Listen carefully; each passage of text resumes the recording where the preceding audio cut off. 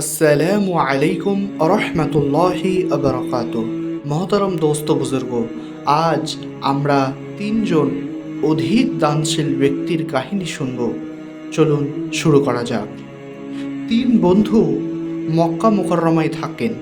প্রত্যেকে কোনো এক সময় একত্রে মিলিত হয়, বিভিন্ন বিষয়ে আলোচনাও করেন, কখনো কোথাও বেড়াতে একসাথেই যায়, নামাজের সময় হলে মসজিদে গিয়ে জামাতের সাথে নামাজ আদায় করেন, অবশেষে যার যার বাসায় ফিরে আসেন। একদিন তিন বন্ধুর মধ্যে বিতর্ক শুরু হলো। বিতর্কের বিষয় হলো বর্তমানে মক্কা শহরের সবচেয়ে বড় দানশীল কে। প্রত্যেকেই যার যার অভিমত পেশ করলো, কিন্তু একজনের মত অন্যজনের সঙ্গে মিলল না। প্রথম ব্যক্তি বলল, বর্তমানে এই শহরের সবচেয়ে বড় দানবীর হলেন হযরত আবদুল্লাহ ইবনে জাফর রহমতুল্লাহি আলাইহি। দ্বিতীয়জন বলল, আমি তোমার সাথে একমত নই, আমার মতে এই শহরের সবচেয়ে বড় দানশীল হলেন কায়েস বিন সাদ রহমতুল্লাহি আলাইহি। তৃতীয় ব্যক্তি বললেন, আমি তোমাদের কারোর কথায় সমর্থন করতে পারলাম না, আমি মনে করি বর্তমানকালে শায়েখ আরাবাহ রহমতুল্লাহি আলাইহির চেয়ে বড় কোনো দাতা এই শহরে নেই। এবার প্রত্যেকেই যার যার মতের সপক্ষে দলিল ও যুক্তি পেশ করলো, উল্লেখ করলো বিভিন্ন উদাহরণ, কিন্তু কোনো সুরাহায় পৌঁছানো সম্ভব হলো না। শেষ পর্যন্ত সিদ্ধান্ত হলো যে যার নাম বলেছে সে তার কাছে যাবে এবং আজই নগদ ও বাস্তব প্রমাণ জোগাড় করবে। সিদ্ধান্ত মোতাবেক প্রথম ব্যক্তি হযরত আবদুল্লাহ ইবনে জাফর রহমতুল্লাহি আলাইহির নিকট গেলেন।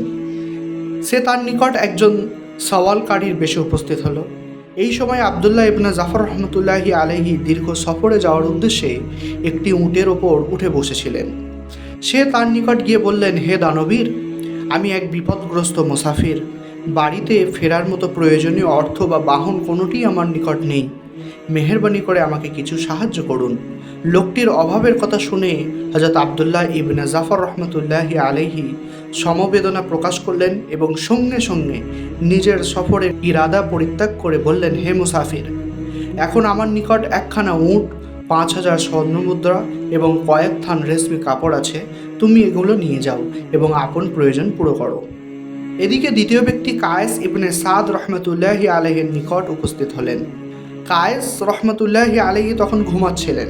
গোলাম বলল, আমার মনিব এখন ঘুমাচ্ছেন, তাকে জাগাতে চাই না, আপনি কেন এসেছেন আমার নিকট বলুন, সম্ভব হলে আমি আপনার ব্যবস্থা করে দেব। লোকটি গোলামের নিকট স্বীয় অভাবের কথা বলে সাহায্যের আবেদন করলেন। গোলাম দেরি করল না, সাথে সাথে ঘরের ভেতরে গিয়ে 10,000 স্বর্ণমুদ্রা নিয়ে ফিরে এলো। বলল, এগুলো নিন। এই মুহূর্তে ঘরে এই পরিমাণ অর্থই ছিল। তারপর সে লোকটির হাতে একটি চিরকুট দিয়ে বলল, অমুক স্থানে গিয়ে চিরকুটটি দেখালে একটি ঘোড়া আর একটি উট পেয়ে যাবেন। লোকটি চিরকুট ও স্বর্ণমুদ্রা নিয়ে চলে গেল। কিছুক্ষণ পর হযরত কায়েস রহমতুল্লাহি আলাইহি ঘুম থেকে জাগ্রত হলেন। এরপর গোলামের মুখ থেকে সব কিছু অবগত হয়ে এতটাই খুশি হলেন যে সঙ্গে সঙ্গে গোলামকে আজাদ করে দিলেন। সেই সাথে এই কথাও বললেন যে, হাই, তুমি যদি আমাকে ঘুম থেকে জাগিয়ে দিতে তাহলে আমি এই কৃপণতা করতাম না। তৃতীয় ব্যক্তি শায়েখ আবরারের নিকট পৌঁছে অভাব অনটনের কথা জানালো এবং সাহায্যের প্রার্থনা করলো। শায়েখ তখন নেহাতি দুর্বলতার কারণে দুইজন গোলামের কাঁধে ভর রেখে কোথাও যাচ্ছিলেন। লোকটির প্রার্থনা শুনে তার দু চোখে অশ্রুপূর্ণ হয়ে উঠল। অতি কষ্টে গোলামদের কাছ থেকে পৃথক হলেন এবং সোজা হয়ে দাঁড়ালেন। তারপর আফসোস করে বললেন, হাই, তোমাকে দেওয়ার মতো পর্যাপ্ত পরিমাণ ধনসম্পদ যদি আমার নিকট থাকতো তাহলে আমি অবশ্যই দিতাম। যাই হোক, আমার এই 2টি গোলাম আছে, তুমি এদেরকে নিয়ে যাও। সওয়ালকারী শায়েখের দান গ্রহণ করল না, কারণ সে তো মূলত সাহায্যের জন্য আসেনি, বরং পরীক্ষার উদ্দেশ্যে এসেছিল। যখন সে দেখল বৃদ্ধ শায়েখের 2টি গোলামের সাহায্য নিয়েই চলাফেরা করে, তখন তার কষ্টের কথা ভেবে সে আর দান গ্রহণ করল না। এবার শায়েখ আবরার রহমতুল্লাহি আলাইহি বললেন, তুমি যদি আমার এই 2টি গোলাম গ্রহণ না করো তাহলে আমি এদেরকে এক্ষুনি আজাদ করে দিচ্ছি। এই বলে তিনি গোলাম 2টিকে আজাদ করে দিলেন এবং অনেক কষ্টে চলাফেরা করতে লাগলেন। ওই দিন রাতে 3 বন্ধু আবার একত্রিত হলো। একে একে নিজ নিজ নতুন অভিজ্ঞতা সবাই বর্ণনা করলো, কিন্তু এবারও কোনো সিদ্ধান্তে উপনীত হওয়া গেল না। এই 3 মহান ব্যক্তির মাঝে কে অধিক দানশীল? প্রিয় শ্রোতাগণ, বর্ণিত ঘটনাটি কোনো কাল্পনিক নয়, এটি একটি বাস্তব ঘটনা। আপনারা একটু চিন্তা করে দেখুন, বর্ণিত ঘটনায় যাদের নাম আলোচনা করেছে তাদের কত বড় মন, কত বিশাল ও উদার হৃদয়ের অধিকারী তারা। একজন অভাবীর প্রয়োজন পূরণের জন্য গুরুত্বপূর্ণ সফর বাতিল করে তদুপরি বাহন সহ সফরের সমস্ত জিনিসপত্র তাকে দান করে দিল। অথচ আল্লাহ মাফ করুক, আমাদের কারোর অবস্থা তো এই যে কোথাও বের হওয়ার প্রাককালে কোনো ভিক্ষুক যদি 2 পয়সা চেয়ে বসে তবে বিরক্তির সীমা থাকে না। এমনকি তখন 2-4 কথা শুনিয়ে ধমকি দিয়ে তাকে বিদায় করে দিতেও দ্বিধাবোধ করি না। একটু খেয়াল করে দেখুন, হযরত কায়েস রহমতুল্লাহি আলাইহির নিকট গোলাম তার মনিবের দানের ব্যাপারে কত বেশি আস্থাবান ছিলেন যে তাকে না জানিয়ে 10,000 স্বর্ণমুদ্রা অভাবী লোকটির দিকে দিয়ে দিল। আর ওই মনিবের প্রতি কেনই বা আস্থার সৃষ্টি হবে না, যিনি গোলামের দানের কথা শুনে খুশি হয়ে তাকে মুক্তিই দিয়ে দিলেন। তদুপরি এ কথা বলে দুঃখ প্রকাশ করলেন যে আমাকে জাগিয়ে দিলে আমি এই কৃপণতা করতাম না। লক্ষ্য করে দেখুন, 10,000 দিনার, একটি ঘোড়া আর একটি উটকে তিনি কৃপণতার দান বলে আখ্যায়িত করেছেন। সুবহানাল্লাহ। অপরদিকে শায়েখ আবরার রহমতুল্লাহি আলাইহি এর ব্যাপারটিও চিন্তা করে দেখুন যে তিনি অভাবীর অভাব পূরণের জন্য কত বড় কোরবানি পেশ করেছেন।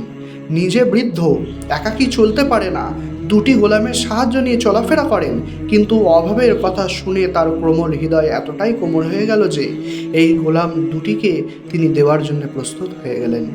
আমার প্রিয় শ্রোতাগণ, এই যে ঘটনাটি উল্লেখ করা হলো, গরিব, দুঃখী, অনাথ, এতিম ও অভাবীদের প্রতি আমাদের যাতে করে মন মানসিকতা একটু পাল্টে যায় এবং তাদের প্রতি একটু দয়ার দৃষ্টিতে যেন দেখি, এই জন্যেই এই ভিডিওটা তৈরি করা।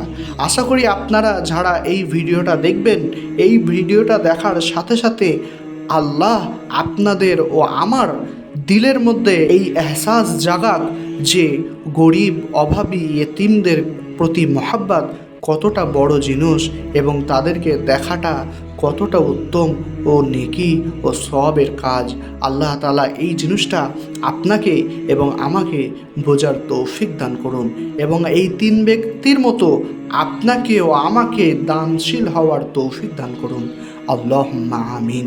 আজ এত অবধি, আবার পরবর্তী ভিডিওতে আপনাদের সঙ্গে কথা হবে ইনশাআল্লাহ। আসসালামু আলাইকুম।